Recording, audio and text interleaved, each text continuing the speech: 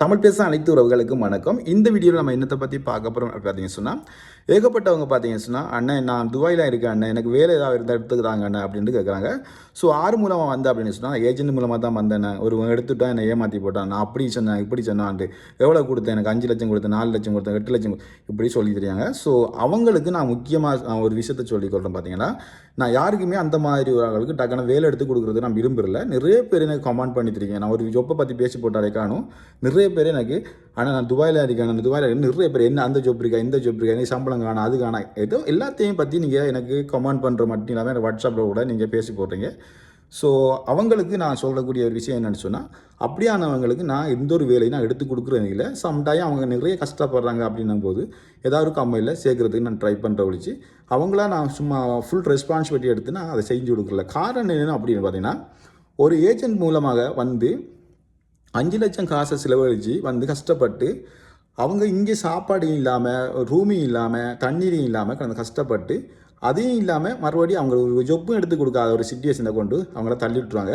அதுக்கு பிறகு பார்த்தீங்கன்னு சொன்னால், அவங்க எந்த நம்பரை இப்படி பேசி போகிறவங்க டிக்டாக்ல பேசி போகிறவங்களோட நம்பரை எடுத்து அவங்களோட கனெக்ட் பண்ணி அதுலேயும் சில பேர் பார்த்தீங்கன்னா ஏமாத்துறாங்க, சில பேர் ஜொப் எடுத்து கொடுக்குறாங்க. ஸோ இது என்னத்துக்கெல்லாம் என்ன சொல்கிறேன்னு சொன்னால், இப்போ நாங்கள் ஒரு ஜொப் எடுத்து கொடுக்கும் போது எல்லாத்துக்குமே பலமையாக பார்த்தீங்கன்னா, பொதுவாக எல்லாருக்குமே பார்த்தீங்கன்னா நம்ம ஜொப் மணி என்றது கொடுக்கணும், ஓகேங்களா? ஸோ நீங்கள் நினைப்பீங்க நான் பேசி போடுறதால நானே ஜொப் மணி எடுத்து ஆட்டையை போடுறேன் அப்படின்னு நினைப்பீங்க.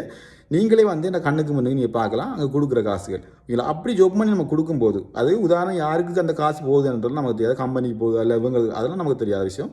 ஆனால் ஜொப் மணி கட்டாயம் கொடுக்கணும். அதை கொடுக்கும்போது ஒரு 1000 ரூபா காசு ஜொப் மணி கொடுக்கணும்னு சொன்னால், இல்லைண்ணா எனக்கு ஃப்ரீயாக செஞ்சுருவீங்களா? ஆனால் நீங்கள் ஏஜென்ட்டு 4 லட்சம் 5 லட்சம் நீங்கள் கட்டி வரீங்க, ஒரு 1000 திரம்ஸ் இங்கே கொடுத்து ஒரு ஜொப்பில் சேர்றதுக்கு கஷ்டப்படுறீங்க. இதுதாங்க பிரச்சனை. அந்த பிரச்சனை வரும். அது மட்டும் இல்லாமல் ஒரு 1000 காசு தந்து ஓட்டு ஃபுல் ரெஸ்பான்சிபிலிட்டி நாங்கள் எடுத்துக்கொள்ளணும். அதுக்கும் பார்த்தீங்கன்னா விசா அடிக்கலையா, இல்லை உங்களுக்கு வேலை கஷ்டமா, இல்லை ஏதோ ஒரு பிரச்சனை வந்தாலும் கூட எல்லாத்துக்குமே நாங்கள் பதில் சொல்லிக்கொள்ளணும்.